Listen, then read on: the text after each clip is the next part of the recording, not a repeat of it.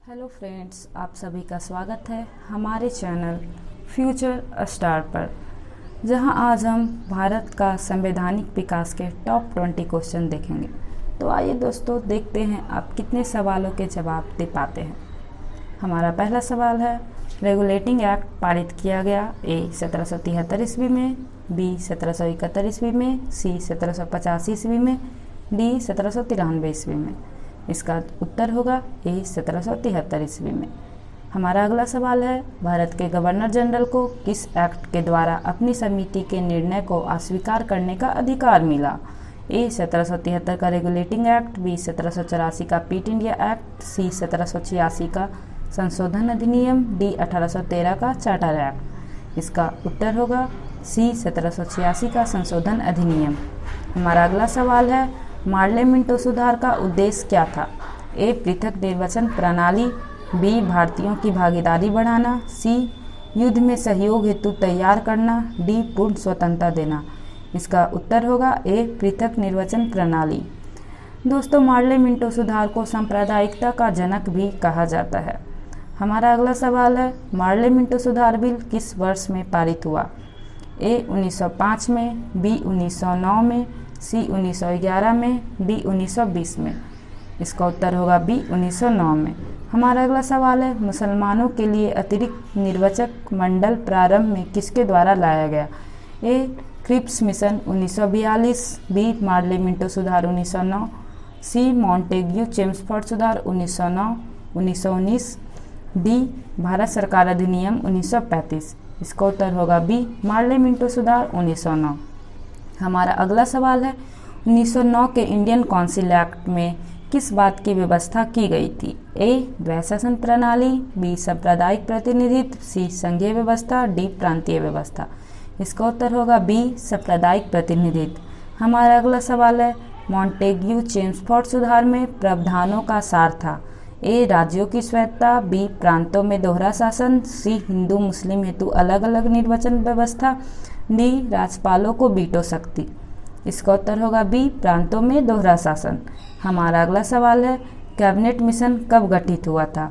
ए 1946 ईस्वी, बी 1947 ईस्वी, सी 1944 ईस्वी, डी 1904 ईस्वी।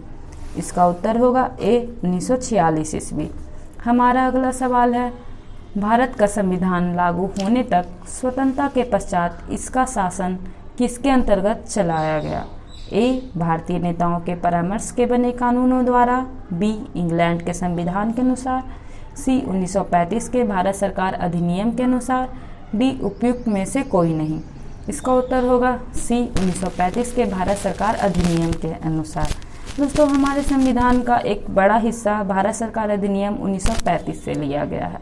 हमारा अगला सवाल है, भारतीयों को 1947 ईस्वी की सार्वभौम सत्ता सौंपने की योजना निम्न में से किस नाम से जानी गई? ए डुरंड योजना, बी मार्ले मिंटो योजना, सी माउंटबेटन योजना, डी बेबल योजना। इसका उत्तर होगा सी माउंटबेटन योजना। हमारा अगला सवाल है, अखिल भारतीय महासंघ स्थापित करने का प्रावधान शामिल किया गया था? ए भारत सरकार अधिनियम 1935 में, बी अगस्त प्रस्ताव 1940 में, सी भारत सरकार अधिनियम 1919 में, डी कैबिनेट मिशन प्रस्ताव 1946 में। इसका उत्तर होगा ए भारत सरकार अधिनियम 1935 में। हमारा अगला सवाल है, निम्नलिखित में से किस अधिनियम ने केंद्र में द्वैध शासन प्रणाली को स्थापित किया? भारत शासन अधिनियम 1935, भारत शासन अधिनियम 1919, भारत परिषद अधिनियम 1909, भारत परिषद अधिनियम 1892। इसका उत्तर होगा ए भारत शासन अधिनियम 1935। दोस्तों, भारत शासन अधिनियम 1935 के तहत केंद्र में द्वैध शासन प्रणाली का आरंभ हुआ था और प्रांत में द्वैध शासन प्रणाली का अंत हुआ था। 1919 के भारत शासन अधिनियम, जिसे मॉन्टेग्यू चेम्सफोर्ड सुधार भी कहते हैं, उसके तहत प्रांतों में द्वैध शासन प्रणाली का आरंभ हुआ था। हमारा अगला सवाल है, किस अधिनियम की प्रमुख विशेषता प्रांतीय स्वायत्तता थी? ए 1935, बी 1919, सी 1904, डी 1858। इसका उत्तर होगा ए 1935। हमारा अगला सवाल है, भारत में सचिव का पद किसके द्वारा निर्मित किया गया था? ए मार्ले मिंटो सुधार 1909, बी भारत सरकार अधिनियम 1858, सी भारत परिषद अधिनियम 1861, डी मॉन्टेग्यू चेम्सफोर्ड सुधार। इसका उत्तर होगा बी भारत सरकार अधिनियम 1858। हमारा अगला सवाल है, किस भारत सरकार अधिनियम के तहत पहली बार विधायिका में कुछ निर्वाचित प्रतिनिधित्व की मंजूरी दी गई?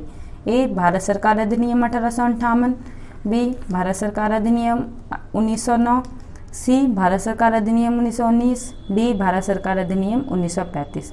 इसका उत्तर होगा बी भारत सरकार अधिनियम 1909। हमारा अगला सवाल है, किस अधिनियम के तहत वायसराय को अध्यादेश लागू करने का अधिकार दिया गया? ए भारत परिषद अधिनियम 1861, बी भारत परिषद अधिनियम 1892, सी भारत परिषद अधिनियम 1919, डी इनमें से कोई नहीं। इसका उत्तर होगा ए भारत परिषद अधिनियम 1861। इसी के तहत वायसराय को पूरे देश में अध्यादेश लागू करने का अधिकार था। हमारा अगला सवाल है, भारत में विधानसभा की शुरुआत किस अधिनियम द्वारा की गई? ए 1909 का अधिनियम, बी 1861 का अधिनियम, सी 1909 का अधिनियम, डी इनमें से कोई नहीं। इसका उत्तर होगा बी 1861 का अधिनियम। हमारा अगला सवाल है, प्रांतों में द्वैत शासन की शुरुआत किस अधिनियम के तहत की गई? ए 1909 का अधिनियम, बी 1919 का अधिनियम, सी 1935 का अधिनियम, डी 1892 का अधिनियम। इसका उत्तर होगा बी 1919 का अधिनियम। दोस्तों, 1919 के अधिनियम को मॉन्टेग्यू चेम्सफोर्ड सुधार भी कहा जाता है। हमारा अगला सवाल है, दोहरे प्रशासन का प्रारंभ। ए 1786 का संशोधन अधिनियम, बी 1784 का पिट्स इंडिया एक्ट, सी 1793 का चार्टर एक्ट, डी 1813 का चार्टर एक्ट। इसका उत्तर होगा बी 1784 का पिट्स इंडिया एक्ट। हमारा अगला सवाल है, किस एक्ट के तहत कंपनी का व्यापारिक अधिकार पूर्णतः समाप्त कर दिया गया? ए 1833 का चार्टर एक्ट, बी 1853 का चार्टर एक्ट, सी 1813 का चार्टर एक्ट, डी 1793 का चार्टर एक्ट। तो इसका उत्तर होगा ए 1833 का चार्टर एक्ट। हमारा अगला सवाल है, दास प्रथा का अंत किसने किया? ए कैनिंग ने, बी मिंटो ने, सी एलन बरो ने, डी इनमें से कोई नहीं। तो इसका उत्तर होगा सी एलन बरो ने। हमारा अगला सवाल है, दास प्रथा का अंत कब हुआ? ए 1833, बी 1843, सी 1743, डी 1733। इसका सही जवाब होगा बी 1843। हमारा अगला सवाल है, मैकाले समिति का गठन कब हुआ? ए 1853, बी 1754, सी 1754, डी 1753। इसका उत्तर होगा बी 1854। दोस्तों, आपका हमारा ये वीडियो और हमारे टॉप 20 क्वेश्चन अगर अच्छे लगे होंगे तो प्लीज़ हमारे वीडियो को लाइक और हमारे चैनल को सब्सक्राइब करें डेली ऐसे टॉप 20 क्वेश्चंस के लिए।